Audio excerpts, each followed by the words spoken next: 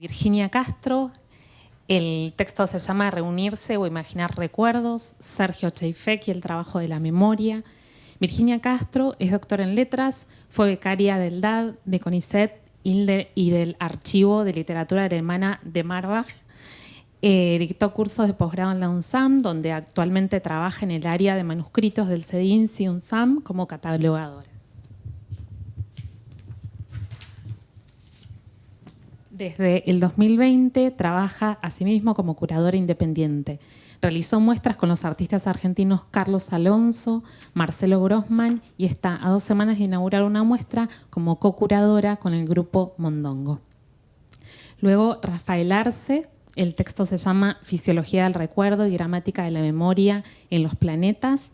Rafael Arce es doctor en Humanidades con mención en Literatura por la Universidad Nacional de Rosario, investigador independiente del CONICET, es docente de Literatura Argentina 1 en la Universidad Nacional del Litoral, Santa Fe, es autor de los libros Juan José Saer, La felicidad de la novela y La visitación, ensayos sobre la narrativa de Antonio Di Benedetto.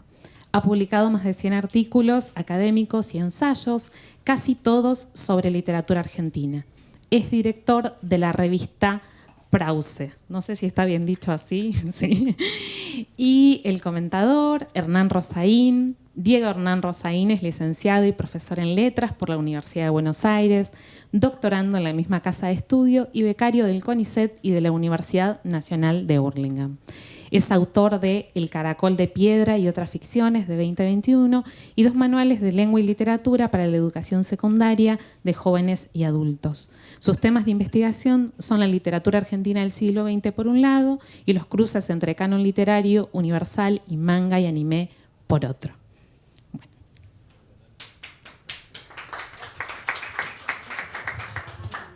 Bueno, buenas tardes. En primer lugar, quisiera agradecerle a Denise Pascuso y a Silvana López la invitación a ser parte de esta jornada sobre Sergio Cheifek.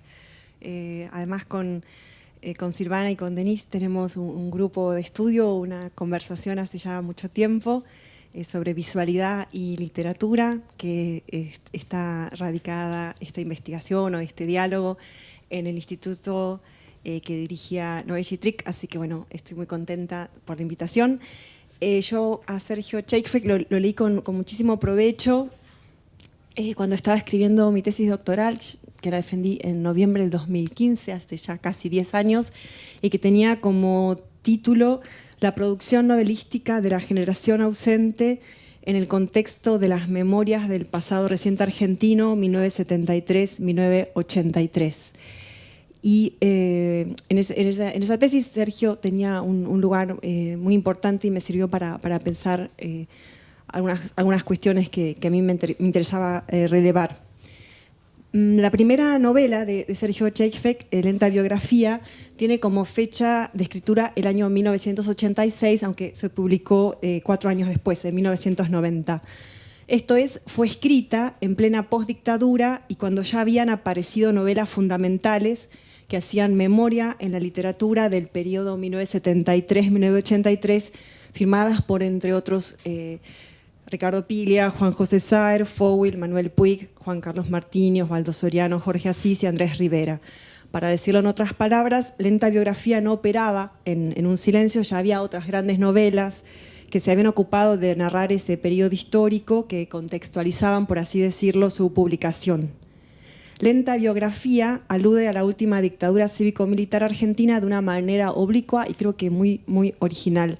Los desaparecidos que se mencionan reiteradamente no son los militantes populares víctimas del terrorismo de Estado, sino las víctimas judías por rama paterna de la Shoah. La por demás difusa intención autobiográfica, o podríamos decir autoficcional, se ve copada por otras 2 intenciones algo más evidentes. Una reflexión de tono ensayístico sobre la memoria, la posmemoria y el olvido, y lo que es más importante, el despliegue de una prosa cuya única referencia parece ser la escritura saeriana. Voy a volver muy pronto al vínculo entre Cheifek y Saer. Ahora me gustaría precisar qué entiende Marianne Hirsch por posmemoria, porque este concepto me parece que sirve para abordar esta primera novela.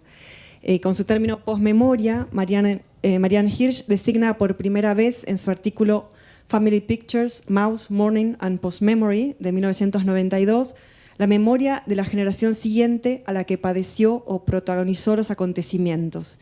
Mediante el cómic Mouse, historia de un sobreviviente de Art Spiegelman, que tiene 2 partes, la primera se publica en el 73 y la segunda en el 86, Hirsch ejemplifica el concepto de posmemoria que define como, cito, la del hijo del superviviente cuya vida está dominada por las memorias de aquello que precedió su nacimiento. Fin de cita. El prefijo post, dice Marianne Hirsch, no implica que estemos más allá de la memoria, sino que es utilizado para distinguir esta posmemoria de la otra memoria, fruto de una experiencia directa. Son rasgos de esta posmemoria el carácter ineludiblemente mediado de los recuerdos y el distinguirse de la historia con mayúsculas por la conexión emocional que el sujeto mantiene con los hechos. En 1997, Hirsch publica un libro entero sobre este concepto que se llama Family Frames, Photography, Narrative and Post-Memory, cuyo primer capítulo repite casi textualmente los conceptos desplegados 5 años antes en este trabajo, que era un ensayo breve. A la definición original de posmemoria se agrega ahora la siguiente precisión. A diferencia de la memoria, la posmemoria, cito, está conectada a su objeto o fuente, no mediante el recuerdo, sino mediante una investidura imaginaria y la creación. Fin de cita. En Lenta Biografía encontramos la frase de reunirse a imaginar recuerdos, que da título a mi trabajo. Es decir, el trauma histórico de la Shoah en el seno familiar operaría como usina de crear relatos sobre esos familiares que quedaron en Europa, que dejaron súbitamente de responder cartas porque, se asume, fueron deportados a algún campo de exterminio y de cuyos destinos finales nada podremos saber, porque son sencillamente los desaparecidos. Que Chaffetz use el sintagma nominal los desaparecidos cada vez que se refiere a estos miembros de su familia judía por rama paterna es, por supuesto, un deslizamiento del sentido deliberado. Pero con esto, el yo narrativo no parece estar queriendo trazar un paralelismo entre la dictadura argentina y el genocidio nazi, como lo hizo, por ejemplo, Daniel Feuerstein en sus libros. A Chaffetz obviamente no le interesa determinar si lo ocurrido en nuestro país entre 1976 y 1983 fue efectivamente un genocidio político o un plan sistemático de exterminio o una masacre, sino enrarecer, en el sentido de Bertolt Brecht, el sintagma los desaparecidos, para evitar así su eventual cristalización. En otras palabras, reemplazarlo, tanto en el sentido de cambiar de lugar como de sustituir, y dejar los desaparecidos como un sintagma flotante. Es importante pensar lo que significa una primera novela, que entiendo como una toma de la palabra en una conversación ya empezada, con sus turnos de habla ya asignados, sus voces cantantes y sus voces secundarias, menores. Con una primera novela, un escritor operaría como un agrimensor en el campo, delimitando una primera parcela de su propiedad. Al respecto, cabría pensar que la fuerte ambigüedad presente en Lenta Biografía y condensada en este sintagma insólito, los desaparecidos, para referirse sistemáticamente a los judíos asesinados de Europa, es parte de un deseo de demarcación. ¿Demarcación respecto a qué exactamente? Respecto tanto a lo que se entendía como las novelas de la última dictadura militar, como al universo de lo que los estudios culturales, por esa época, habían dado en llamar literatura judía latinoamericana. Pero lo que más impacta de esta primera novela es su prosa, de indudable regusto sariano. Hay en esta primera toma de la palabra por parte de Chaffetz un interlocutor en el salón literario al que se quiere impresionar, que es Juan José Saar. En el uso de las parentéticas, que Chaffetz introduce mayormente entre guiones largos para hacer aclaraciones y dar precisiones que en verdad no hacen más que alargar la frase de manera tan morosa como virtuosa, está el legado de ese hermano mayor que los escritores agrupados alrededor de Babel, revista de libros, entre ellos Chaffetz, reconocieron como uno de sus maestros al momento de pensar la articulación política-ficción. Y acá me gustaría leer un pequeño fragmento para ejemplificar esto y además porque Chaffetz escribe muy lindo. El fragmento es de Lenta Biografía, página 87. No podía, no la hubo, haber escapatoria para los judíos que atrapaban, aunque tampoco parece, haberla habido para los que huyeron espantados. En esas reuniones, al tiempo que se levantaban y apoyaban copitas de anís o vodka sobre la mesa, los invitados y mi padre, desvalorizaban al nazismo alemán y al nazismo europeo, otorgándoles el valor de cierta catástrofe natural y espontánea, cuyo carácter catastrófico no radicaba demasiado en su naturalidad, sino en la falta de predecibilidad. Por eso, quizás, el vadeo de mi padre del océano no fue un acto esperanzado, fue, creo ahora, cuando la humedad irriga el aire y las cosas con tal constancia que todo alrededor mío parece inundado, más bien, una retirada trágica cuya dramaticidad radicaba, por un lado, en tantas y tales pérdidas y, por el otro, en una imposibilidad de comprensión absoluta. Mi padre, cuando cruzaba, posiblemente creyó en el deseo de inaugurar una vida nueva, como quien dice, pero esto no era más que un sutil y tímido consuelo. Esto del como quien dice, probablemente, es 100% Saar, ¿no? En 1999, Sergio Cheifek publica Los planetas, un ejemplo enrarecido de una memoria de la militancia de los jóvenes menores o adolescentes que contraría el contexto de recuperación del pasado militante de los detenidos desaparecidos y que tiene uno de sus hitos indudables, la publicación de La Voluntad, una historia de la militancia revolucionaria en la Argentina de Eduardo Anguita y Martín Caparrós, que había aparecido en el 97, o sea, 2 años antes. Los planetas narra la historia de M, adolescente secuestrado por las llamadas fuerzas del orden, sobre cuya posible participación en algún tipo de organización revolucionaria no se da ninguna referencia precisa. Al respecto, el narrador S, su mejor amigo desde la niñez, en diálogo con Cito, que es otro personaje que es amigo del, con S, ¿no? Sí, S habla de Cito, con Cito, es otro amigo del barrio. Cito dice, solo expresa lo siguiente. Mientras tomábamos ese café, advertí el tenor de las dudas de Cito. En su memoria, la figura de M, siempre distraído hasta el punto de parecer indiferente, conservaba un aura de inocencia, y en este sentido, la desaparición constituía, además de una interrogación acerca de su destino, también una incógnita sobre su pasado. El pasado de M, según lo entendía Cito, podía haber sido susceptible de propiciar el secuestro, o todo lo contrario, acaso fuera totalmente ajeno a la política y, por lo tanto, víctima de una situación imprevista y no buscada. Cito entendía que la conducta era capaz de incidir en la fortuna de las personas. Necesitaba saber si M era absolutamente inocente, o sea, según su criterio, una víctima absoluta. Lo era, dije al responder no a su pregunta. Fin de cita. M es un detenido desaparecido sin pasado militante a reivindicar. Aún más, en este caso, la construcción de su condición de víctima absoluta no obedece a ningún tipo de estrategia judicial, dado que M nunca fue mencionado en el juicio de las juntas y tampoco está en las listas de detenidos desaparecidos realizadas por la CONADEP ni en los listados ampliados posteriores. Cito. Todavía hoy me asombra no haber encontrado el nombre de M escrito en ningún lugar, en los listados de las organizaciones ni en los avisos de la prensa. Y digo todavía hoy porque enseguida después del secuestro me aboqué como muchos otros a leer denuncias y pedidos judiciales, documentos y testimonios de antiguas víctimas, etc. Esto duró años. Después simplemente continué aguardando su aparición en algún listado o aviso de prensa y ahora termino sintiendo una mezcla de temor y adoración. El efecto se revirtió en causa. El nombre de M fue aislado por el silencio y de este modo retornó al estado de puro encantamiento en el que flota cualquier nombre hasta que lo rescatamos en el uso, asignándole un individuo. Fin de cita. De Los planetas, ¿no? Estoy leyendo fragmentos de Los planetas. ¿Qué decir entonces de M? ¿Cómo contar la historia de M? Lo primero es recuperar su voz, reconstruir las historias en forma de parábolas, de ribetes algo kafkianos que gustaba de relatar M mientras caminaba por la ciudad con S. Sí, según el narrador, M es mártir, lo es, torsión etimológica mediante, en tanto ha dejado una marca, es decir, una escritura bajo la forma de una serie de relatos que S inserta dentro de la narración, marcando su atribución con letras mayúsculas, pone historia de M. En efecto, S sostiene que, cito, era otro el que podía hablar y no yo, fin de cita. Señala que testimonia en lugar del otro, tal como sostuvo Primo Levi para los testigos de la Shoah. La voz del testigo es una voz que habla por delegación, en lugar de los detenidos desaparecidos, como M, de los cuales ni siquiera se sabe dónde están sus restos. La figura del testigo tiene en latín una doble acepción, testis superstes. Por un lado, testis alude a que su desempeño tiene que ver con el establecimiento de los hechos con vistas a un proceso judicial. La segunda acepción de testigo, superstes, hace referencia al que ha transitado una determinada experiencia y está en condiciones de ofrecer un testimonio sobre ella.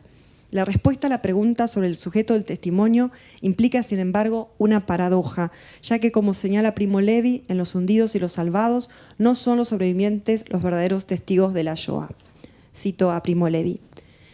No somos nosotros los supervivientes los verdaderos testigos. Los que hemos sobrevivido somos una minoría anómala, además de exigua. Somos aquellos que, por sus prevaricaciones o su habilidad o su suerte, no han tocado fondo. Quien lo ha hecho, quien ha visto a la gorgona, no ha vuelto para contarlo, se ha vuelto mudo. Son ellos los musulmanes, los hundidos, los testigos integrales, aquella cuya declaración habría podido tener un significado general. Ellos son la regla, nosotros la excepción. Los que tuvimos suerte hemos intentado, con mayor o menor discreción, contar no solamente nuestro destino, sino también el de los demás, precisamente el de los hundidos. Pero se ha tratado de una narración por cuenta de terceros, el relato de cosas vistas de cerca, pero no experimentadas por uno mismo. La demolición terminada, la obra cumplida, no hay quien la haya contado, como no hay quien que haya vuelto para contar su muerte. Fin de cita de Los hundidos y los salvados de Primo Levi. En la rememoración de la amistad, que en el cuerpo de la novela aparece destacada mediante el uso de itálicas, ese pasa de la primera a la tercera y se refiere a sí mismo como uno en su uso impersonal y también como el otro. La recuperación de la historia de M significa para ese ocupar un espacio de escritor que en verdad hubiera cuadrado tanto mejor al amigo. Cito, aquella historia de la pareja de nómadas me dejó tan absorto como la del ojo. Comparado conmigo, que carecía de aptitud hasta para describir confusamente lo vivido el día anterior, M se prodigaba en historias e incidentes que no solo le concernían directamente, sino también abarcaban una materia más amplia y difusa, y por eso más opinable y controversial, que provenía de quién sabe dónde para llegar hasta él, adquiriendo un nuevo contorno con su voz. Por ello, es para mí evidente que de haber continuado con vida, él habría sido el escritor, el novelista. Fin de cita. S escribe porque M no está. Cito, si hay en mi idioma, el idioma particular, algo plausible de ser dicho, no las palabras, tampoco los hechos, sino la moral de unas y el valor de otros, están de algún modo dictados por la memoria de M. Final de cita. Paradojalmente o no, S deviene autor mediante la apropiación de un tono, un sistema de personajes y un repertorio de imágenes oníricas que en verdad pertenecían originariamente a M, la historia de Gino con la cual arranca Los planetas. Pero este plagio autodenunciado no continúa más allá de las 2 primeras páginas de la novela, que es cuando irrumpe la noticia de cierta explosión en el medio del campo. La explosión, que llena el terreno de, cito, miembros regados, repartidos, ordenados en círculos imaginarios, fin de cita, solo puede remitir, según explica S, a los cuerpos deshechos después de haber sufrido, separados en trozos y dispersos. Y hace de la historia de Gino un falso incipit, porque de lo que en verdad se trata es de recuperar la memoria de la amistad con M. Hemos señalado que M es un detenido desaparecido atípico y por lo mismo su identidad es volátil. Cito, M de Miguel o de Mauricio, también podría decir M de Daniel, fin de cita. Sin embargo, en el primer relato oral que se recupera, titulado Primera historia de M, con mayúsculas, esta identidad parece quedar fijada a la primera posibilidad. En ella se cuenta la broma que 2 amigos, Sergio y Miguel, deciden jugarle a sus respectivos padres, intercambiando identidades a la salida del colegio para marchar a casa del otro y asumir su vida como si fuera la propia. Los burladores finalmente terminan burlados, porque los progenitores les siguen la broma hasta el final, ignorando ostentosamente la nueva situación. Esta primera historia de M podría ser tomada como pesadilla anticipatoria del trámite que, promediando la década menemista, realiza S en el Registro Nacional de Personas para cambiarse el nombre por el de su amigo desaparecido. Cito. No sé lo que pueda parecer curioso, ridículo, insensato, pero sé lo que fue, vano. Lo concreto es que durante un tiempo intenté cambiar mi nombre, quise adoptar el de M, ya que él había tenido la desdicha de ser muerto, ya que era él quien había sufrido el martirio, me pareció justo que yo, habiendo quedado vivo, compensara su ausencia volcando su nombre en el mío. Fin de cita. En su afán, ese se convierte en amante de una empleada del registro, quien le recomienda que escriba y publique una novela utilizando el nombre de M como seudónimo para esgrimir este hecho como causal y tener más posibilidades que su pedido de cambio de identidad encuentre eco. Ya sobre el final de la novela, cuando todo parece conducir a una resolución en abismo, ¿no? La novela que sostenemos en las manos como ese causal, ese desiste de su propósito.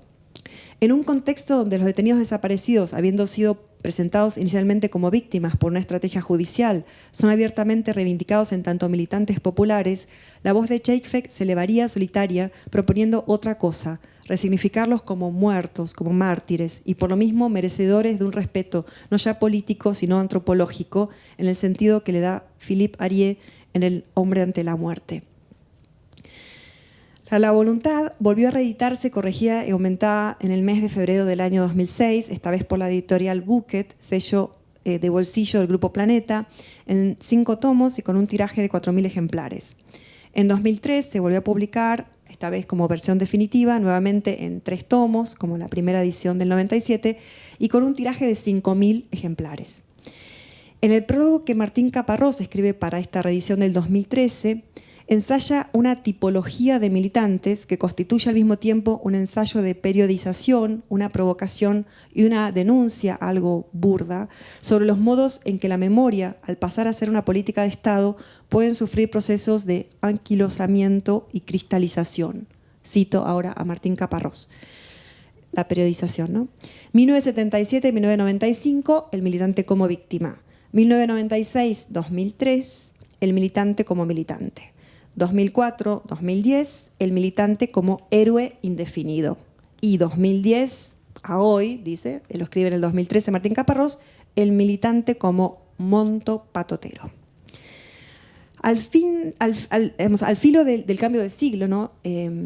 Los planetas es de 1999, como ya dije varias veces, y en un contexto de creciente proliferación de narrativas sobre la última dictadura, Chayfek elegiría en Los planetas hacer un trabajo memoria en otra dirección, de un modo nuevamente oblicuo y originalísimo, ¿no? Esto de imaginar recuerdos que aparecían en su primera novela.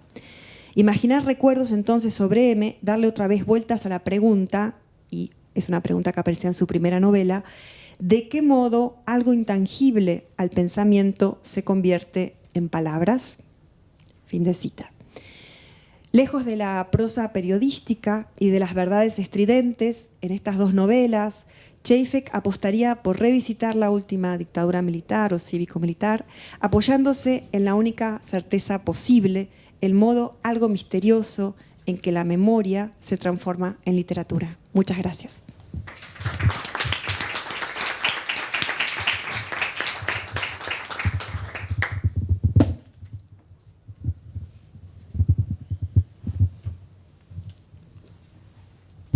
Hola, hola. ¿Ahí se escucha bien? Sí. Bueno, gracias Silvana, Denise, por la invitación. No sé por qué no me imprimí esto. Me meto en estos líos. Bueno, fisiología del recuerdo y gramática de la memoria en los planetas. Los de mi generación, y seguramente los de generaciones anteriores, nos burlamos o irritamos, según el estado de ánimo, con el predominio de las estadísticas en los análisis de los periodistas deportivos. Útiles tal vez para otro tipo de deporte, sabemos que en el fútbol no significan nada. De la cantidad de dislates que han venido inventando para llenar con contenido cuantitativo la falta de imaginación y de concepto, hay uno especialmente ridículo. Lo llaman mapa de calor. Se trata de una gráfica, ignoro su exactitud tecnológica, incluso su veracidad, que muestra lo que un jugador ha corrido durante un partido. La conclusión es automática y banal. El mapa indica lo mucho o poco que ha entregado físicamente el futbolista. No obstante, la figura del mapa de calor, que no existía, por suerte, cuando Sergio Chayfek escribió Los planetas, no le va mal a la novela. Sabida es la aflicción de Chayfek por la imaginación espacial de las ciudades. Una imaginación que ensaya cada vez sustraerse a sus límites fenomenológicos, incluso antropológicos. Sustracción que puede tener cierta coloratura elegíaca, como la del narrador de Mis dos mundos, novela muy posterior, post-boom de las cartografías virtuales. Este narrador, el narrador de Mis dos mundos, la llama sensibilidad digital. En efecto, entre los planetas y Mis dos mundos podemos situar el cambio de una sensibilidad analógica a una digital. Lo lamentemos o lo celebremos, Čapek no podía sino lamentarlo, es innegable. De ahí mi propio anacronismo al pensar en los mapas de calor releyendo los planetas bien entrado el siglo XXI. Los planetas constituyen un examen de las condiciones de posibilidad de los recuerdos y de la memoria. Los recuerdos surgen perceptivamente, presuponen una materialidad, una percepción yacida. La memoria se erige retrospectivamente, presupone una espiritualidad desembarazada de las cosas, una subjetividad que es, en esencia, duración. En Čapek, en contraste, por ejemplo, con Saer, no hay ninguna idea de recuerdo encubridor ni de preocupación respecto de la exactitud del recuerdo. Su obra parece refractaria al psicoanálisis.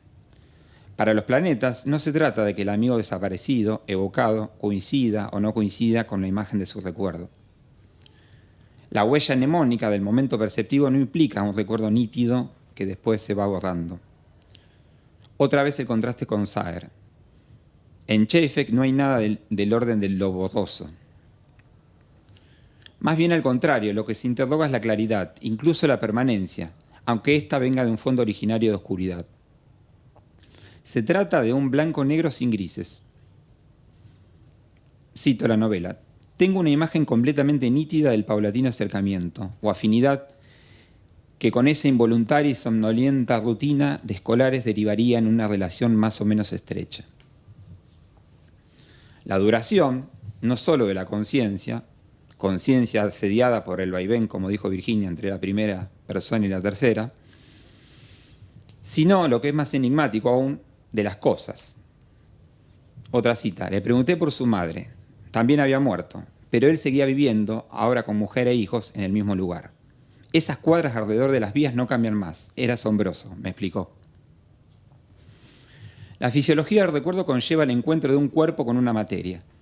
La huella mnemónica es el correlato del calor que el cuerpo deja en las cosas o en los espacios. Cita. Todo lo que se mueve, pensaba M, todo aquello que pierde o gana calor, deja su huella imborrable. Si los recorridos que seguimos por la ciudad, juntos o separados, quedaran marcados, se verían dibujos asombrosos, todos simples formando una maraña ordenada. El mapa de calor, ¿no? La memoria entonces excede la conciencia individual. Es la organización de un pasado narrado y evocado verbalmente. De ahí que esa organización pueda ser llamada una gramática. Entre el M que provocó los recuerdos y el M que pertenece a la memoria, hay una diferencia de naturaleza, un abismo ontológico. De nuevo Saer. Para su relato Recuerdos, el abismo ontológico está entre la conciencia y el recuerdo. Para los planetas, estamos hechos solo de recuerdos. Algo que el mismo Saer, por otra parte, sugiere en La Vuelta Completa, una novela insólitamente chapekiana, porque es de 1966. Y el abismo se abre para los planetas entre los recuerdos que somos ahora y la memoria que vuelve durable el pasado de lo que fue. Dicho de otro modo, el abismo ontológico se da entre recuerdo y recuerdo, entre huella pasada e imagen. Pero los tiempos verbales engañan. Habría que decir más bien que ahora los recuerdos pasan, es decir, que fueron. Nos mantienen en el borde del ser y del no ser, nacen y mueren perpetuamente, así como nosotros emergemos y desaparecemos, mientras que la memoria se mantiene en sí misma, independiente de nuestra precariedad. El pasado es, en los planetas, más real o posee más ser que el presente. M está más presente que rememorador. Otra cita. Pero no solamente el tiempo, frente al cual, sin embargo, él tenía dificultades para reconocer sus efectos, nos separaba, sino también la ausencia de M. claramente omnipresente. Esta paradoja, la de la omnipresencia de la ausencia, expresa este plus de ser del pasado respecto del presente. La primera conversación con M que evoca el rememorador implica la relación entre el espacio circundante, esa extraña casa y esa singular habitación, y sus posibles organizaciones sensoperceptivas, la manera en la que el establecimiento de puntos de referencia orientan el propio habitar. La primera historia de M es una fábula sobre la identidad personal. Punto de partida de la yuxtaposición de vocaciones, la amistad es precedida por el encuentro de las trayectorias, como en la figuración de los planetas y sus órbitas, que me gustaría pensar de modo no metafórico. Cito, porque el misterio que mueve los planetas empuja a la gente. En este sentido, el evocador niega terminantemente el azar. Negación que, dicho sea de paso, hace del episodio de la desaparición una necesidad terrible, justificada por el entramado de una culpabilidad social generalizada. Se necesita una coincidencia de las trayectorias, pero esta no basta para justificar el lazo. La afinidad electiva, como una fuerza que atrae dos partículas de materia, rebasa las intenciones de los amigos. Cito, pese a los vacíos y distancias que pudieron producirse, eventualmente, y como quien dice, entre los dos, siempre habría una influencia recíproca, pautada por simples principios de equilibrio y compensación. Una verdadera física preside la relación y la hace posible. Con todo, M es el centro de un entramado que contrae el espacio-tiempo. El comienzo de la adolescencia, ese suburbio, común y singular a la vez, contiguo a las vías del ferrocarril San Martín, la cancha de Atlanta, en el barrio de Villa Crespo. Es sobre la proximidad del estadio de fútbol que recae aquella primera conversación, es decir, sobre un espacio que proporciona una identidad barrial. Entre la primera conversación y la primera historia de M, los amigos reflexionan, o más bien M especula, cuando cruzan por la calle un grupo de judíos ortodoxos. Ellos, dice más o menos M, son más auténticos que nosotros, a lo que el amigo protesta sintiendo insultante esa exclusión. Para M, los judíos ortodoxos, al volver predominante la continuidad, por medio de la repetición, operan sobre el tiempo. Las objeciones del evocador se dirigen hacia la repetición como supuesta garantía de continuidad y hacia la autenticidad como categoría aplicable a lo colectivo. Si colocamos entonces en correlación estos tres elementos, 1. Primera conversación, 2. Primer paseo especulativo, 3. Primera historia, podemos concluir que la yuxtaposición no es azarosa. La historia de M acerca de esos dos niños que se intercambian de nombre y quedan atrapados en el mundo del otro es, por un lado, una respuesta a la objeción acerca de la autenticidad como categoría colectiva, ya que el problema se plantea a nivel personal. Cita, muchas veces con M habíamos hablado sobre esto. El ser, la identidad, la verdad se muestran y prevalecen con intermitencia. Jamás son permanentes ni constantes. Pero también es una premonición sobre el futuro de los amigos y una fabulación sobre la fundación de la propia identidad en la del compañero. En efecto, el mito fundador de la amistad para el evocador es el rito del intercambio de retratos. En la historia de M, los amigos se pierden su vida en el intercambio de los nombres. Hacia el final de la novela, el evocador tratará de cambiar civilmente su nombre por el de M. Pues ese mundo que se derrumba con la desaparición del amigo es el mundo que M le había abierto. No hay que pensarlo solo en términos psicológicos de trauma. También, o más bien, hay que pensarlo en términos ontológicos. La muerte del otro, la única que puede ser experimentada, es la clausura de un mundo. Esta clausura lo vuelve trascendente. Ese pasado separado por un abismo del evocador. Cuando éste va en pos de los recuerdos, no se limita a dárselos como una historia ajena, la de M, sino que se interroga la discontinuidad entre los recuerdos que él son, eso es el evocador como cuerpo que escribe, una contracción de recuerdos, y la materialidad que se le dio. Dicho de otro modo, se los da a partir de la propia historia, entre comillas, y entre comillas porque es justamente el sentido de lo propio lo que se pone en juego. Otra cita. Los recuerdos propios o ajenos no se dividían. Pese a carecer de un pasado común, los orígenes estaban tan ocultos en la memoria que la propiedad, el origen de un hecho u otro, constituía un matiz demasiado menor. Esa interrogación ya estaba en su relación con M, y tal vez era M quien la proponía como un magisterio. La M podría venir no de un nombre borrado, sino de ese carácter de maestro. ¿Qué sucede entre la sensopercepción de las voces, estrépitos y júbilos de la cancha de Atlanta y la referencia espacial de un presumible centro que implica una identidad barrial? Ser villacrespense, ser judío, ser menos judío que los ortodoxos, ser yo mismo, no ser el otro. Y cuando el evocador se dice de sí mismo en tercera persona, utiliza esa torsión, el otro. La pregunta ontológica no es en ningún modo abstracta, pues parte de la materia que se da, las calles, las vías, la barriada, los sonidos, la falta de acento de la familia del amigo, la apariencia de los judíos ortodoxos, la apariencia del amigo, que muestra en su rostro, aunque no se nos dice en qué, ser judío, a diferencia del evocador. Este es el trabajo del evocador narrador, enlazar los recuerdos percepción con las imágenes recuerdo. No reconstruir el pasado a partir del presente, sino volverse presente a sí mismo, extender el presente contraído a la luz del pasado, ese mundo desaparecido del que ha sido expulsado por la muerte del otro. Hay entonces una ambigüedad en el epígrafe de la novela que se recoge en el último capítulo. Del conjunto de países invisibles, el presente es el más extenso. No se sabe aquí si presente se refiere al país que habitamos ahora o si designa un país temporal diferente de otros tiempos. Si se trata de la primera acepción, la extensión del país presente conlleva no una medida espacial, sino una multiplicidad de mundos circundantes o mundillos.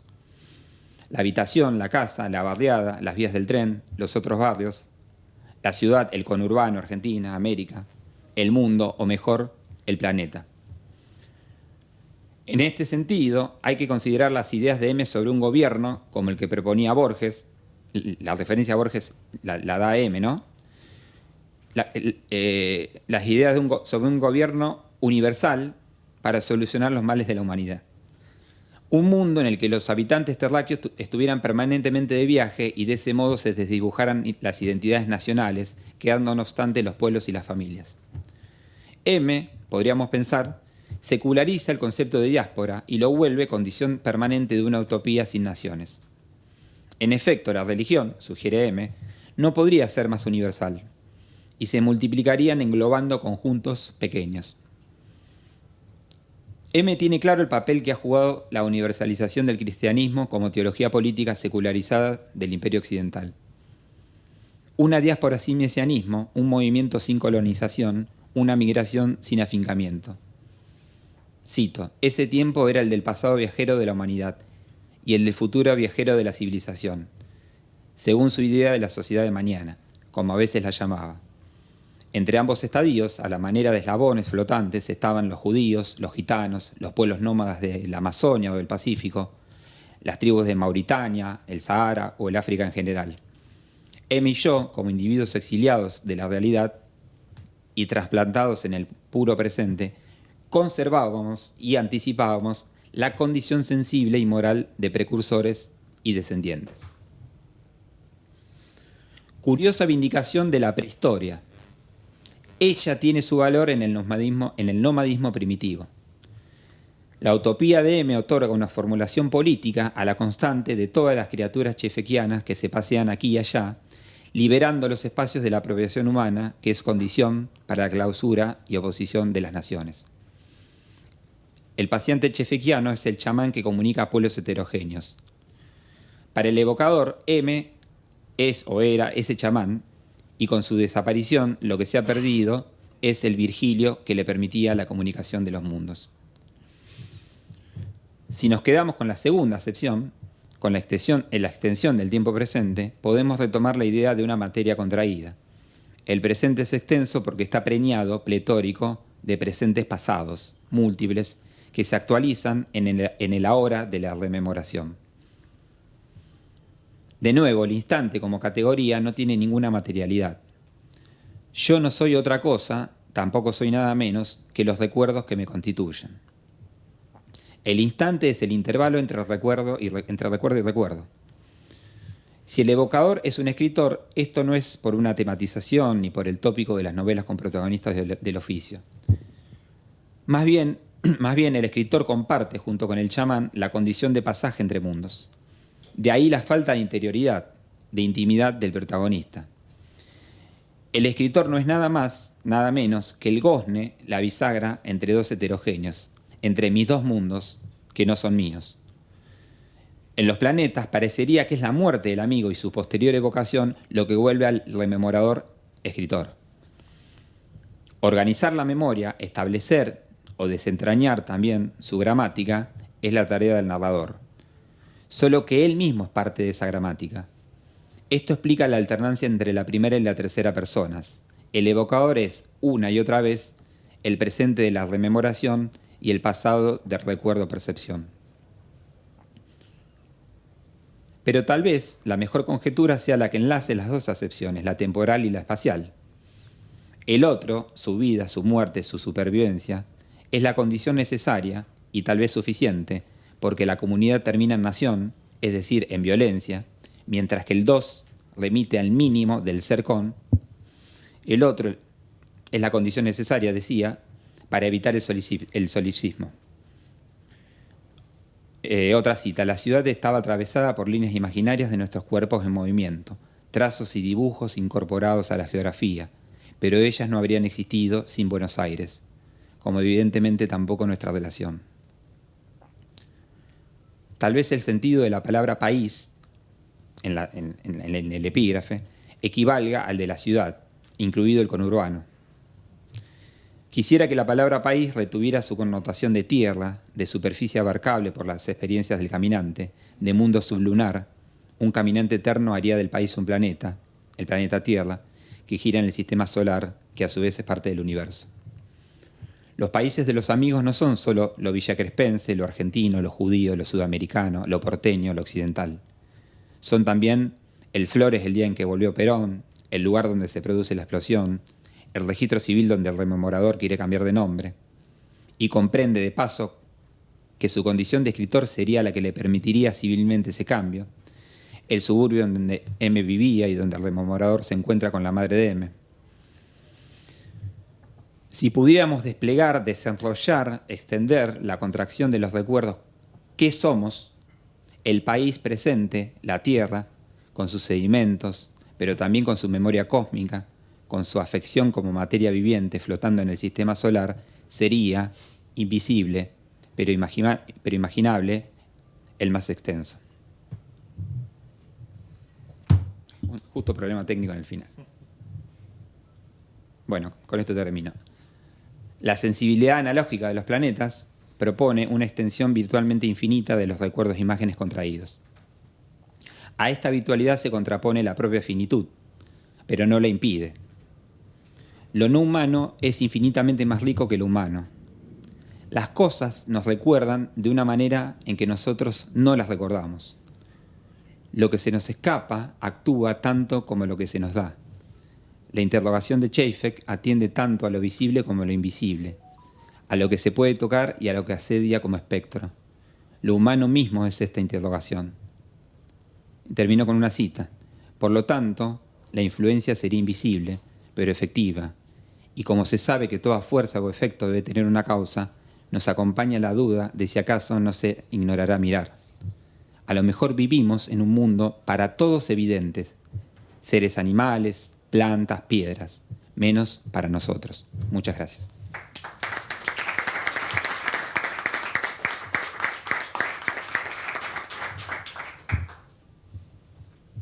Buenas, hola.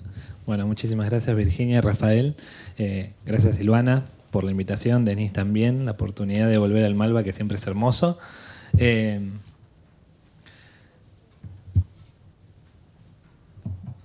Actualicé un poco algunas lecturas de Sergio. Lo que tengo más fresco ahora es Varón y un viaje. Y escuchándolos y leyéndolos, yo tuve la oportunidad de leerte previamente, Rafael. Pasa esto de que resuenan tantas voces. Bueno, ustedes citaban puntualmente a Saer como gran maestro de Sergio en algún punto. Yo soy más macedoniano y a mí macedonio me resuena en todo. Pero bueno, por un lado, esto de la gramática, la prosa, los tiempos narrativos de Sergio, que son muy saerianos, pero también el trabajo de hacer presente lo ausente o volver narrativa esa falta, ¿no? Como motor de la escritura, que en los planetas que ustedes hablan es justamente lo que lleva un poco la narración. El amigo que ya no está, el ocupar ese lugar del otro, el querer ser el otro, el desearlo, el tratar de reconstruir a partir del testimonio de las personas, del testimonio del espacio. Entonces, por ahí, para arrancar esta charla, ¿cuáles son los rasgos aerianos que ustedes encuentran en Sergio o por ahí puntualmente en la novela de los planetas?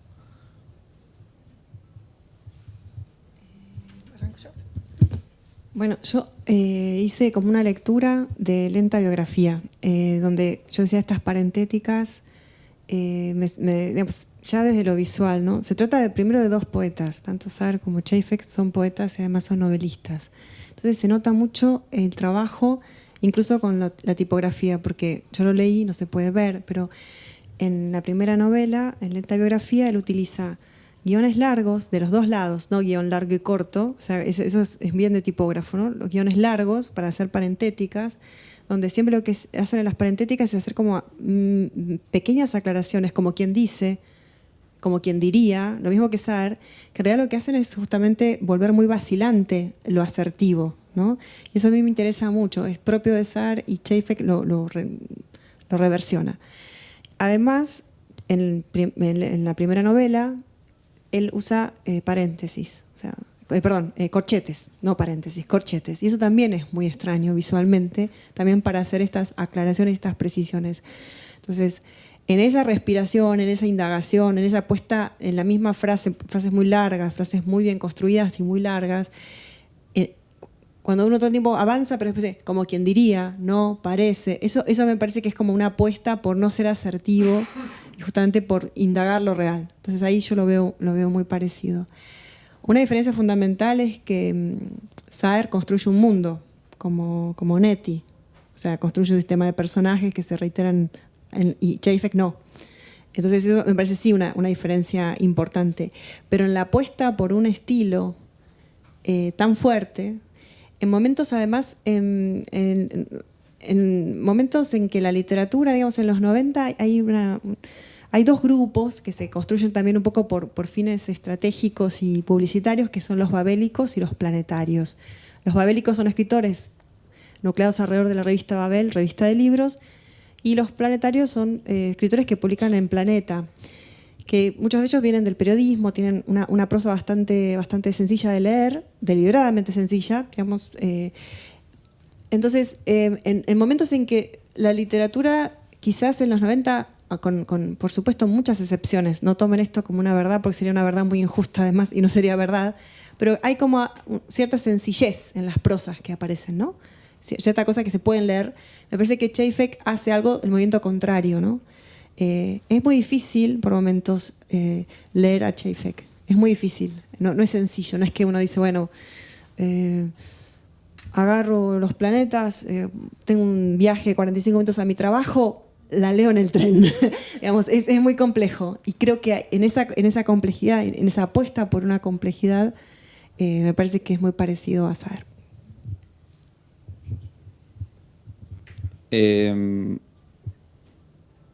Bueno, yo cuando me invitaron a estas jornadas, leí dije, bueno, voy a escribir sobre los planetas, la voy a releer. Hacía mucho que no la leía. Y en realidad mis menciones a Saer pretendían más bien tratar de pensar en qué Čejfek se desmarca, ¿no? Como todo escritor que tiene una admiración muy grande por otro escritor, necesita desmarcarse. En ese sentido, yo creo que me interesa más eso, ¿no? Más que la afinidad el modo en el que se nota la demarcación. O sea,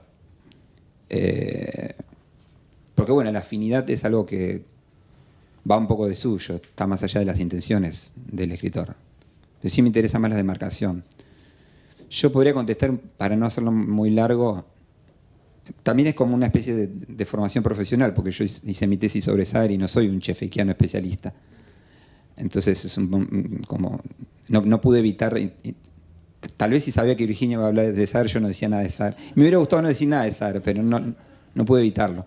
Yo creo que en el caso de Čapek, y es una hipótesis muy provisoria y que seguramente los čapekianos especialistas podrán refutar, que es un movimiento bastante sencillo, si se quiere, que es dejar de lado el problema del tiempo y concentrarse en el espacio como problema filosófico, digamos. Más allá de que, digamos, es difícil saltearse a Kant y una cosa conlleva a la otra, digamos, ¿no? Le pasa lo mismo con el tiempo. Por eso a mí lo que, en realidad, cuando estaba escribiendo la ponencia, fue algo que se me ocurrió en el momento, por eso lo incluí, no lo tengo pensado, es pensar más bien el anacronismo, ¿no? Es decir, pensar, y tendría que releerla, ¿no?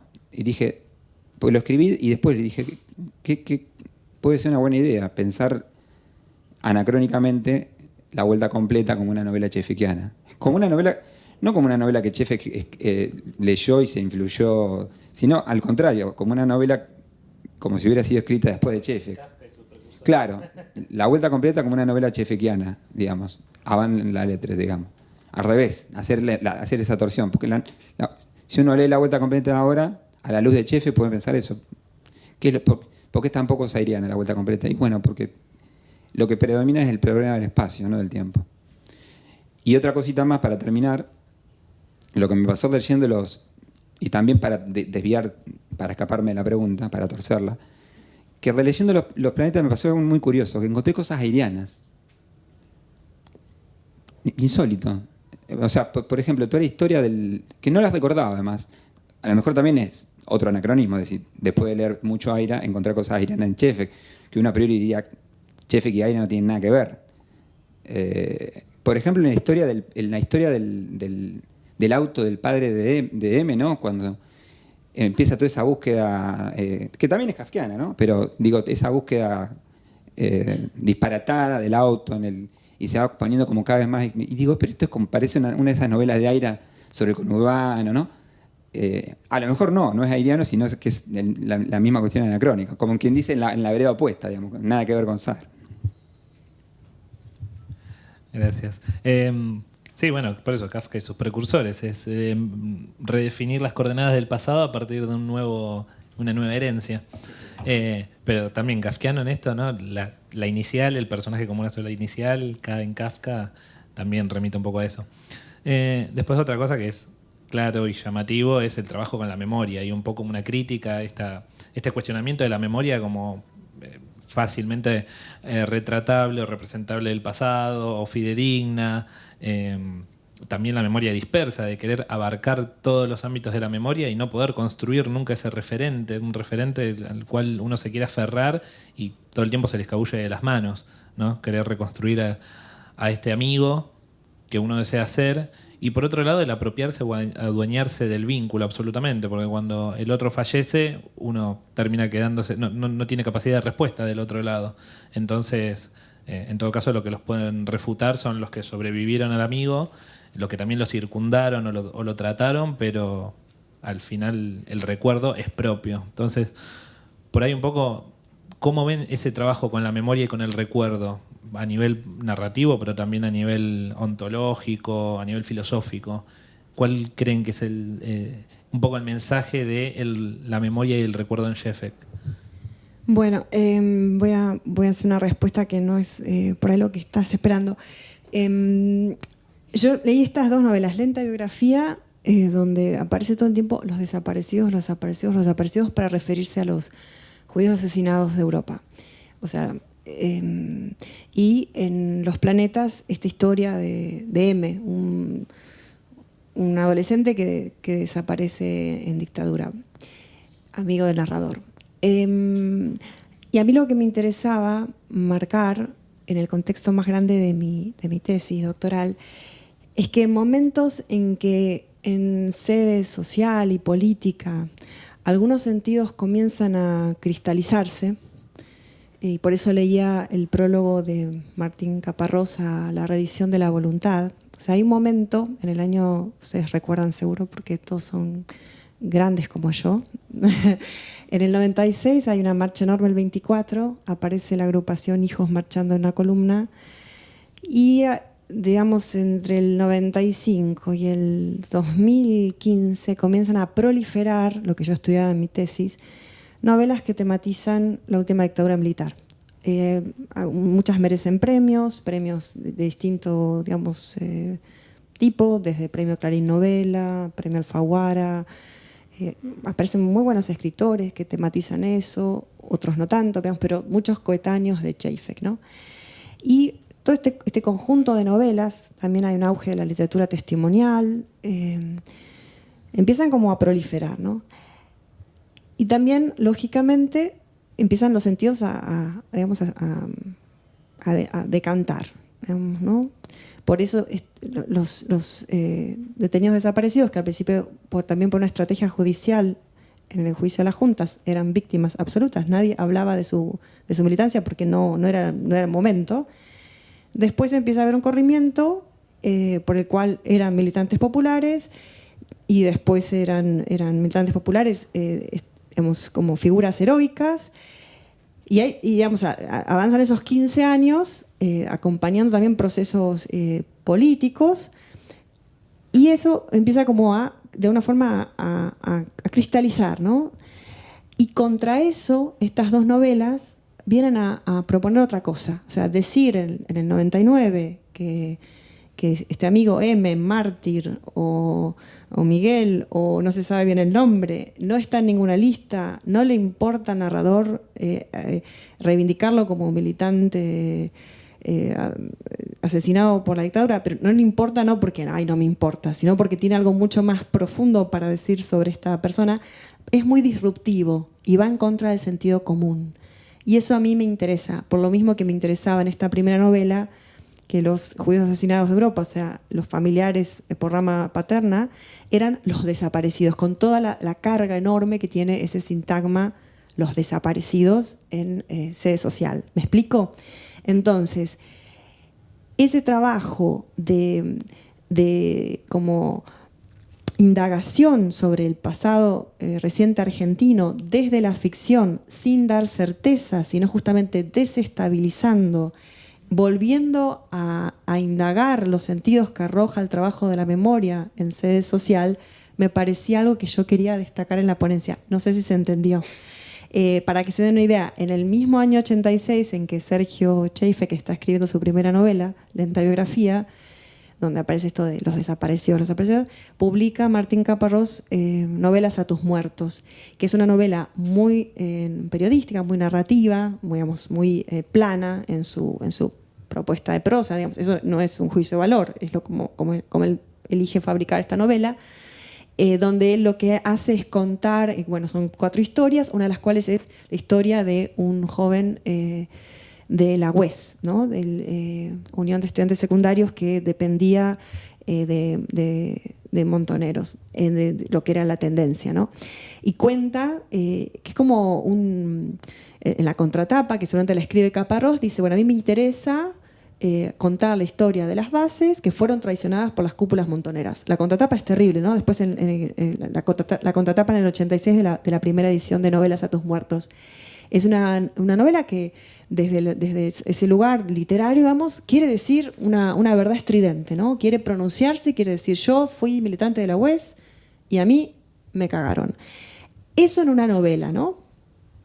Y contra eso, Čejfek elige hacer una cosa muy distinta, que es contar la historia de los judíos, familiares judíos, una rememoración, que, digamos, ese conjunto de relatos que en Argentina se cuentan sobre estos familiares que dejan de contestar cartas, dejan de escribir, que quizás se cambiaron de país y que no avisaron. O sea, y todo está en estado de indagación, ¿no? También muy saer. Y no hay certezas. Y y en eso yo leía como justamente una respuesta entre líneas a el trabajo que se empezó a dar y siguió sobre trabajo de memoria en sede política y en sede social acá en nuestro país, en Argentina. Por eso me interesaba después la pregunta sobre, en términos ontológicos, a mí se me escapa un poco, pero te la dejo a vos, que la vas a poder responder. Sí, filosóficos, ontológicos.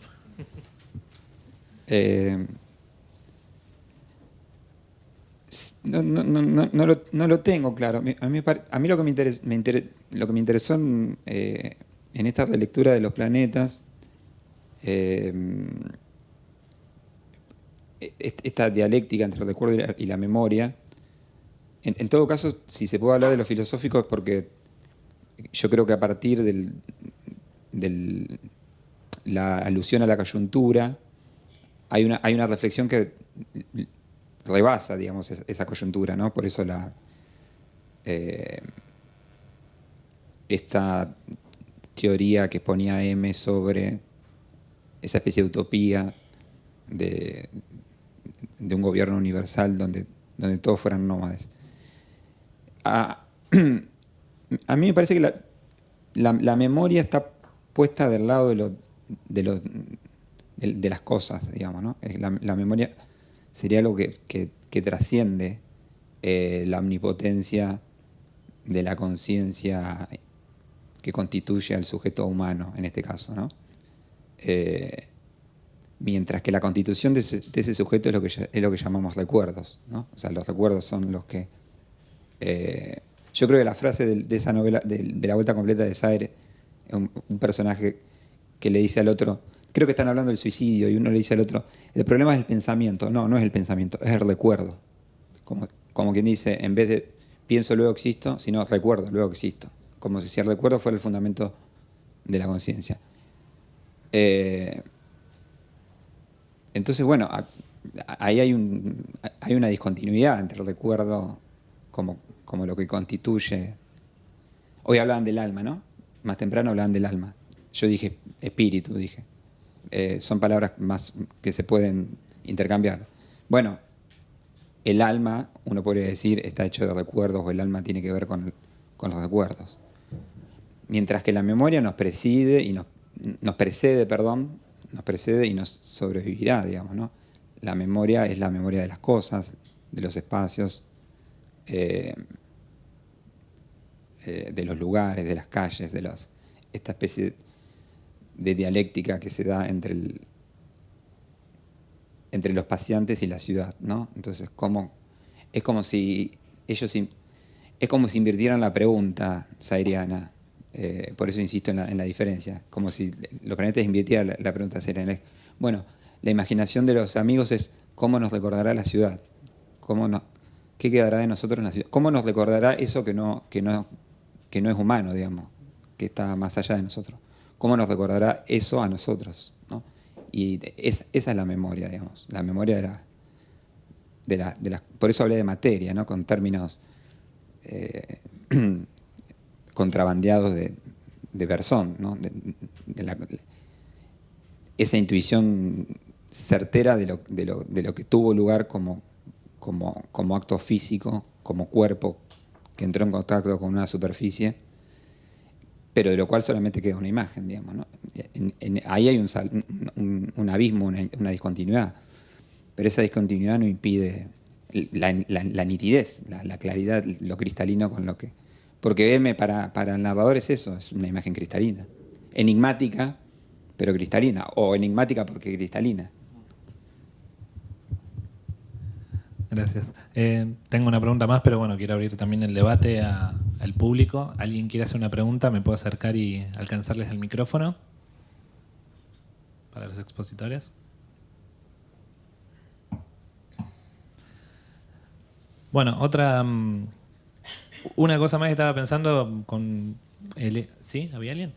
Ah, con el eje de una materia que estoy dando en la Universidad Nacional de Burlingame, que es sobre el subalterno y darle voz al subalterno. Yo pensaba, ¿habrá forma de darle voz al otro cuando ya no está, o darle voz al desaparecido, buscar estrategias o formas de que el otro hable, por lo menos dentro de la ficción, ¿no? Buscar una respuesta a eso. Un poco ya lo fueron respondiendo, ¿no? Con el testimonio de los amigos, con el recuerdo de uno, con el recuerdo de las cosas, el recuerdo de la ciudad, pero no sé, lo abro a debate de ustedes. ¿Creen que esta es como una forma de darle voz al que el que ya no puede hablar? Bueno, era un poco lo que la cita de Primo Levi, ¿no? Nosotros hablamos por delegación en lugar de los que no están. En el caso de la novela de Darío Chafek, lo que él hace es poner los relatos de este amigo, relato de M, relato de M, relato de M, como incrustaciones dentro de la narración, ¿no? Así que, bueno, de alguna forma quedan esos cuentos que escribía su amigo, que según dice el narrador era tanto más apto para devenir un buen escritor que él mismo. Así que, bueno, igual yo no pensaría en términos de subalternos el problema, ¿no?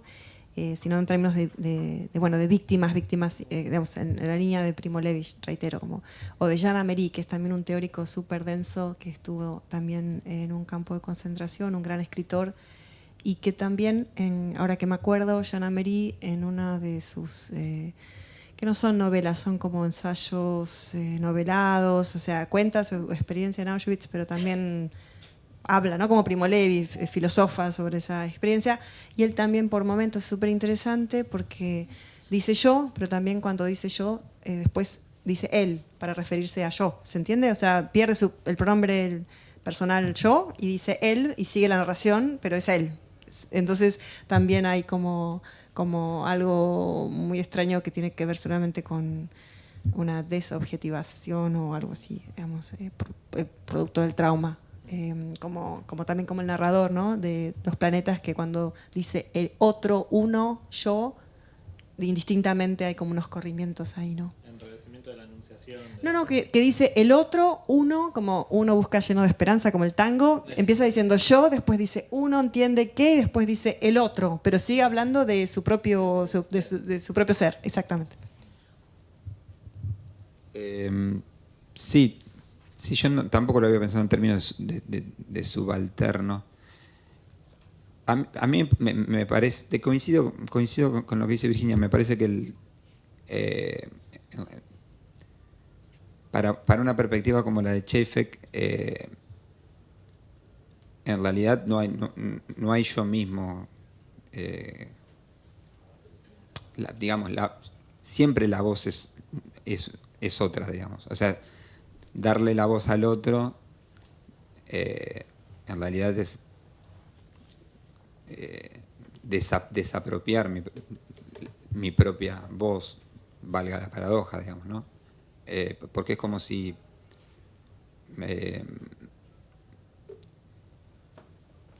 me parece que en el caso de los planetas, y lo estoy pensando ahora, no estoy seguro, es algo más del orden del espectro, digamos, ¿no? Más del orden de la... es como si M hablara en el narrador, digamos. O sea, nuevamente invertiría los términos. No es que el narrador le da voz al amigo desaparecido, sino que es el amigo desaparecido el que habla a través del narrador, ¿no? Eso lo convierte en escritor. De hecho, hay momentos en donde se habla en términos de destino, de necesidad. Esto que dije yo en la ponencia un poco rápidamente, una negación del azar. Es la conversación con Cito la que provoca en el narrador el deseo o la idea de contar la historia de M. Y entonces él dice en ese momento que él siente que justamente que ese momento no es casual, y habla como una especie de magia, ¿no? Una cuestión como mágica, incluso espectral, ¿no? Bueno, ahí volvemos al tema del alma, ¿no? No hay términos esotéricos en la novela, pero son muy breves momentos en los cuales pareciera que ese don de la contingencia implica justamente la venida, ¿no? del espectro, ¿no? La venida yo lo pensaría más bien así, digamos, ¿no? Como la voz que se apodera, el otro que habla a través mío. Bueno, ¿alguien, alguna pregunta para los expositores? Comentarios, puteadas, refutación. Bueno, damos entonces por... Son y cuarto. Podemos una cosita. Yo quiero conversar con los que están. ¿Qué les parece lo de Saer? O sea, a mí yo no lo leo tan saeriano. Edgar, ¿vos qué decís? Dale porque... Mirá cómo apura, Sí. Silvana. No, pasa que no sé, en este tipo de eventos, aparte, para recordarlo a Sergio, es como que me molesta mucho dar una clase o hacer filosofía barata, etc. No, hay un momento, pero que todavía no es escritor. Sergio, creo que fue en Brecha, si no me equivoco, en una revista muy vieja, que él me las daba, pues, sacaba todas las revistas. Con Mónica Tamborinea, una queridísima profesora que estuvo en Mar del Plata, que era del grupo de Ludmar. Le hacen un reportaje y es interesante porque, digamos, hay como un malentendimiento con el Saer, vieron, qué sé yo, que está muy de moda o estuvo muy de moda en una época en los 90, 2000. Saer es el canon, pero para eso se tardó muchísimo. Y Sergio, como muy jovencito, digamos, con el grupo de teoría, para cierta gente del grupo de teoría, no todos, empezó a rescatarlo. Me parece que es un poco lo que decían acá, ¿no? Me molesta un poco explicar esto. Quizás hay algún efecto por ahí en lenta biografía, mínimo, pero me parece que es Sergio. Me parece que estamos haciendo un homenaje a Sergio de hablar... digamos, es como que lo oscurecemos un poco a Sergio. Me parece que sí, hay algún efecto como todo gran lector y escritor, porque todo escritor es un gran lector también, ¿no? Y Sergio lo era. Sí, obviamente que hay un efecto, como nombraron acá, de aire, pero eso no me parece muy, muy, muy importante, pero sí por ahí en el primer texto, eso está bien, ¿sí? Hay algo ahí, pero también son disímiles, ¿eh? No. Bueno, eso es lo que te puedo decir.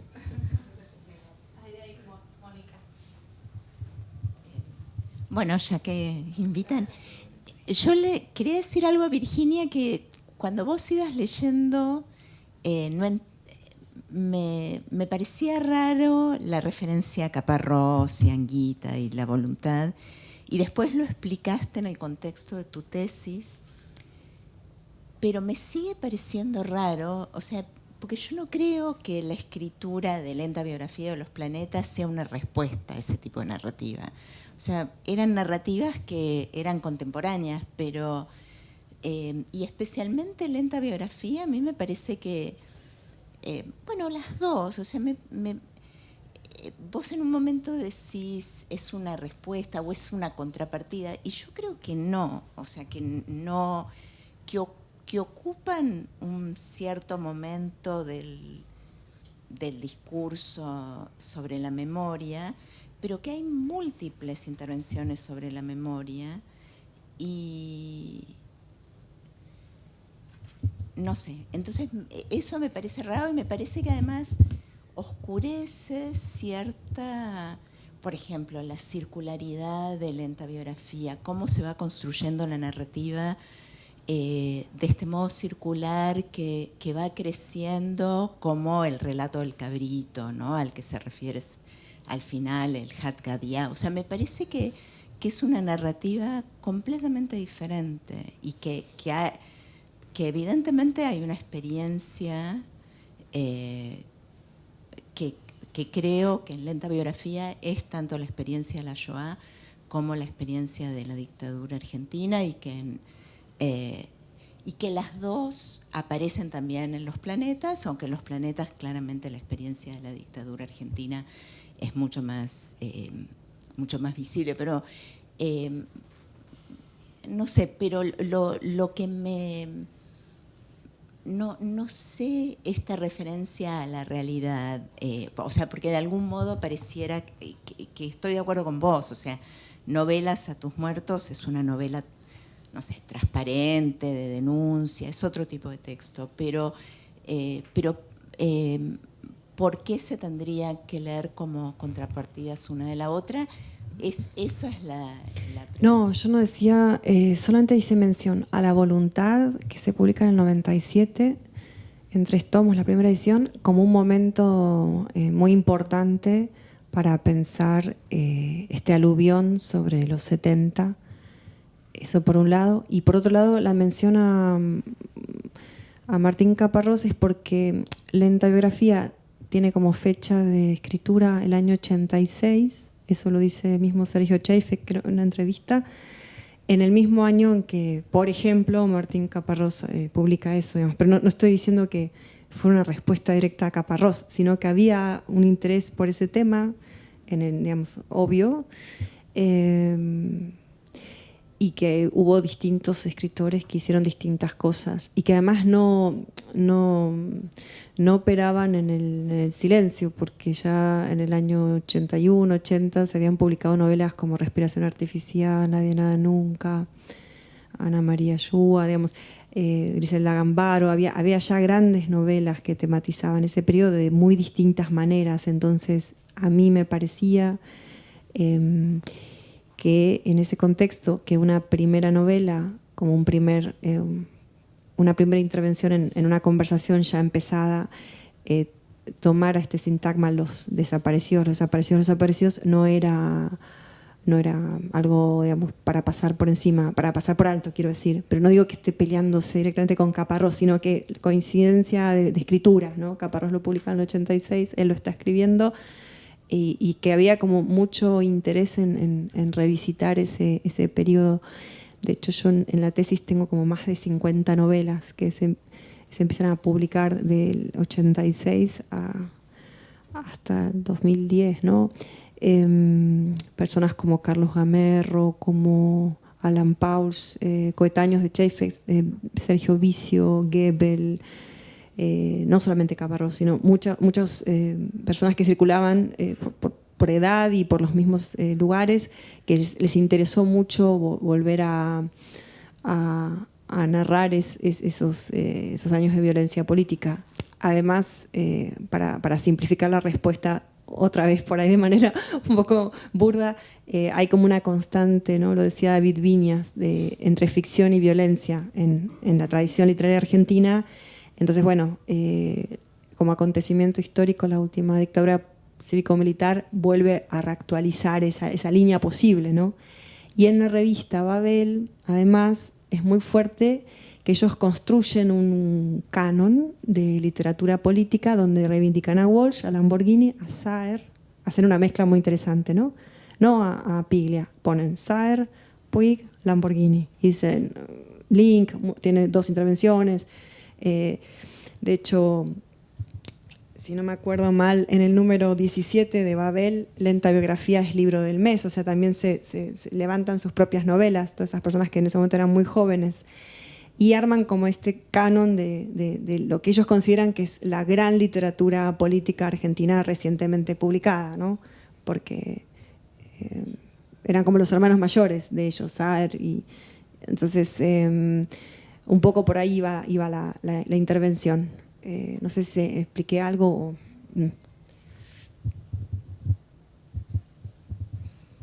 ¿Alguna pregunta más? Está por ahí el micrófono. Bien.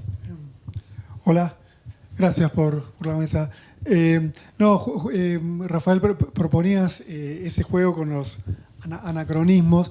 Pareciera que hay una especie de gradación en lo que leyeron de la posmemoria a eso que vos llamabas memoria de las cosas, ¿no?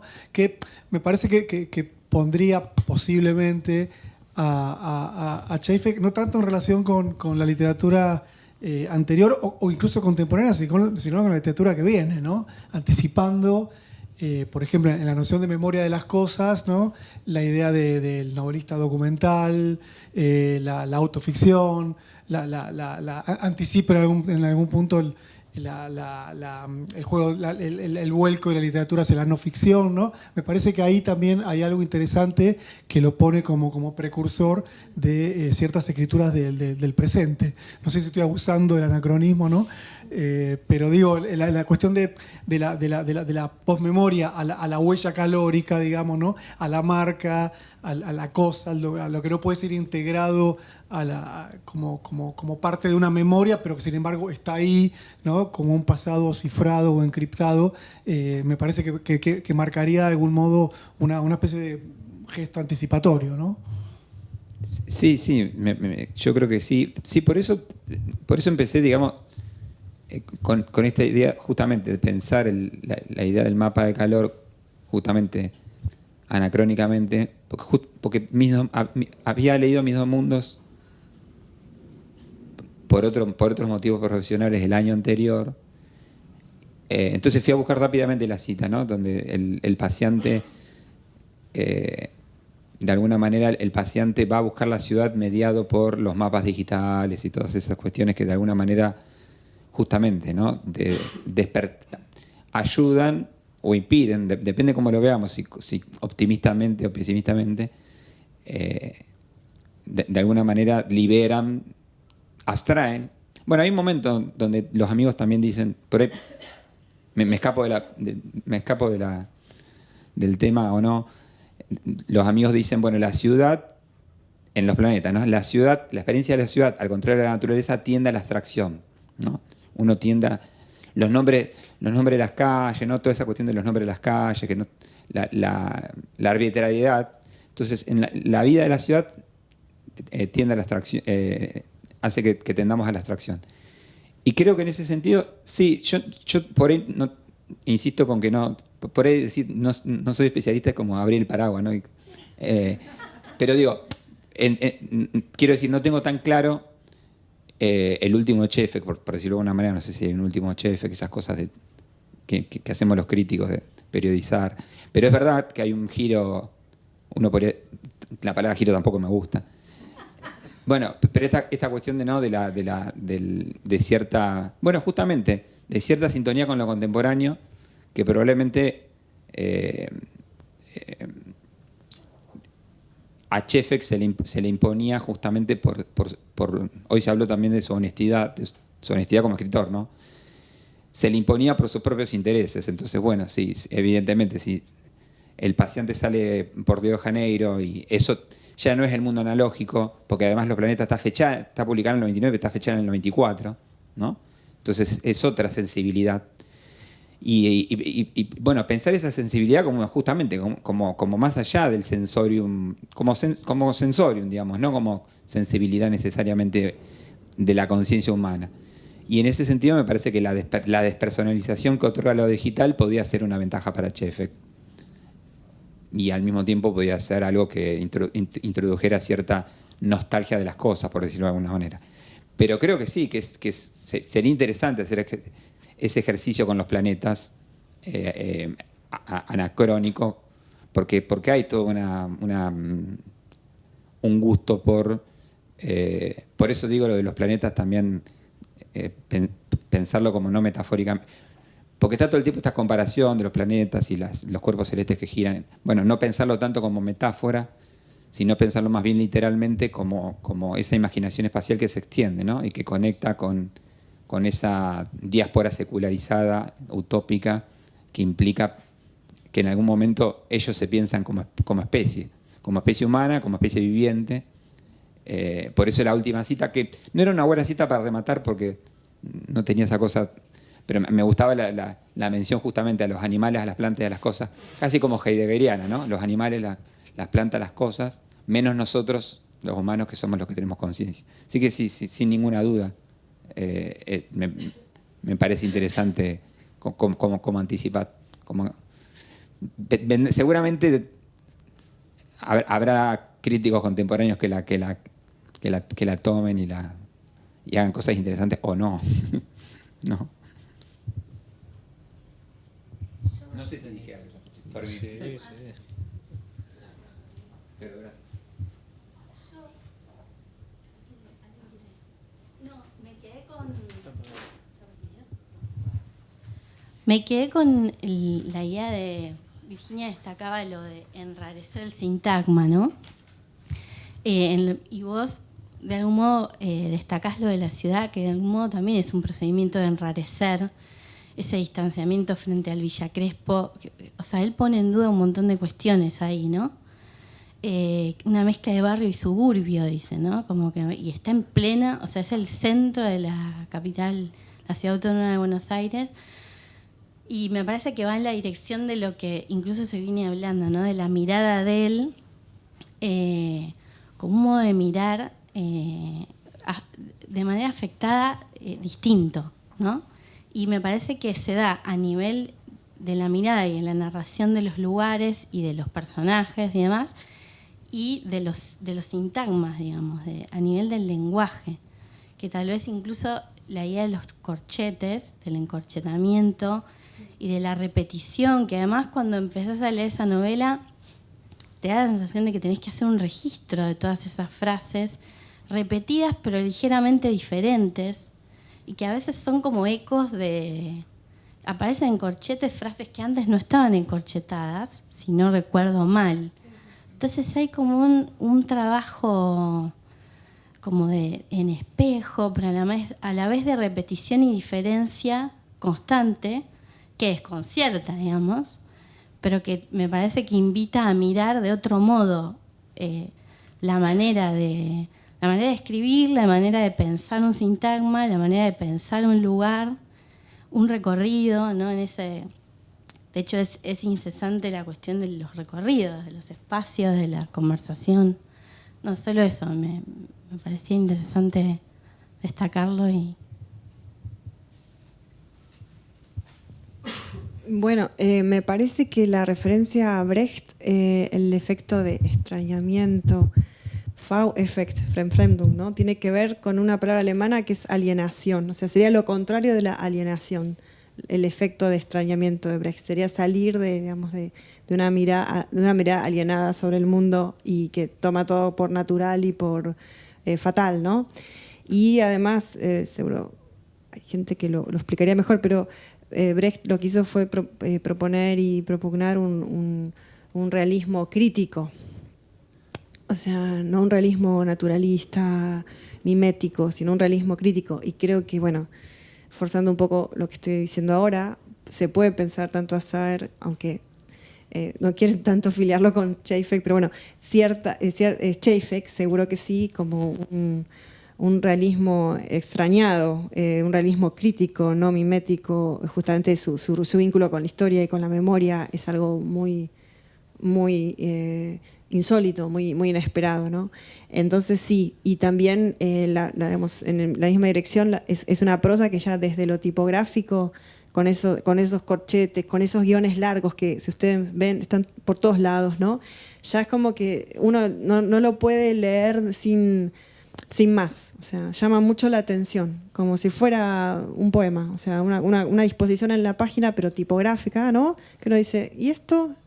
Y esto ya no me lo había dicho, pero ahora tiene un corchete. O sea, como que creo que todo eso tiene que ver con una propuesta que para hacer una primera novela me pareció como súper potente. Me pareció muy...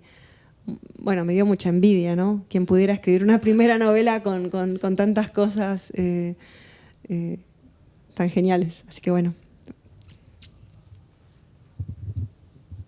Bueno, al final Igor tenía razón, era un poeta. Bueno, muchísimas gracias por su participación, por su atención y nos vemos ahora a las 18.